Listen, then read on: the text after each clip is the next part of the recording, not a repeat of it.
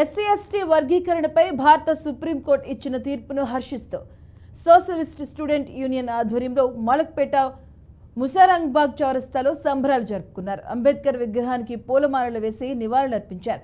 SC ST వర్గీకరణను రాష్ట్ర ప్రభుత్వాలు వెంటనే అమలు చేయాలని డిమాండ్ చేశారు. మందకృష్ణ మాదిగా 30 సంవత్సరాల పోరాట ఫలితంగానే ఎస్సీ వర్గీకరణ సాధ్యమైందని హర్షం వ్యక్తం చేశారు.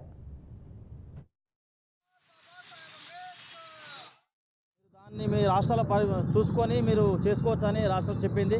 అయితే అదే విషయంలో సుప్రీంకోర్టు కానీ, కేంద్ర ప్రభుత్వం కానీ, రాష్ట్ర ప్రభుత్వాలు కానీ అన్ని రంగాల్లో, రాజకీయంలో కానీ, విద్యలో కానీ, ఎంప్లాయ్మెంట్ విషయంలో, ప్రతి విషయంలో వాటా ప్రైవేటు సంస్థల్లో ఇట్లా ఎస్సీ ఎస్టీలకు రిజర్వేషన్లు ఖచ్చితంగా ఇవ్వాలని, దాన్ని ఒక చట్టంగా తీసుకొచ్చి చేస్తే బాగుంటుందని తెలియజేస్తూ ఎస్ఎస్యు పక్షాన ఈ కృష్ణ కానీ ఎంఆర్పిఎస్ కోసం ఈ రిజర్వేషన్లు కొట్లాడిన ప్రతి ఒక్కరికి ధన్యవాదాలు చేస్తున్నాం. Thank you. జై భీమ్, జై భారత్.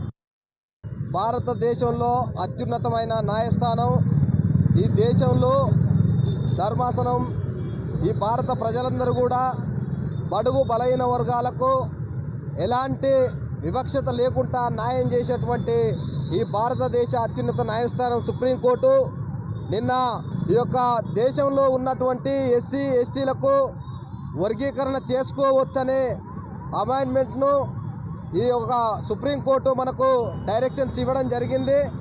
ఆ డైరెక్షన్స్ ఇవ్వడానికి గత 30 సంవత్సరాలుగా ఈ దేశంలో ఎంఆర్పిఎస్ ఆధ్వర్యంలో పెద్ద ఎత్తున ఉద్యమాలు చేయడం జరిగింది. ఆ ఉద్యమాలలో అనేక మంది మాదిగ అమరవీరులు, అనేక రకాల వర్గాల మేధావులు చాలామంది ఈ యొక్క పోరాటంలో మరణించడం జరిగింది. ఈ యొక్క ఫలితం ఆధారంగానే నిన్న సుప్రీంకోర్టులో మన వర్గీకరణ చేసుకునే విధంగా రాష్ట్రాలకు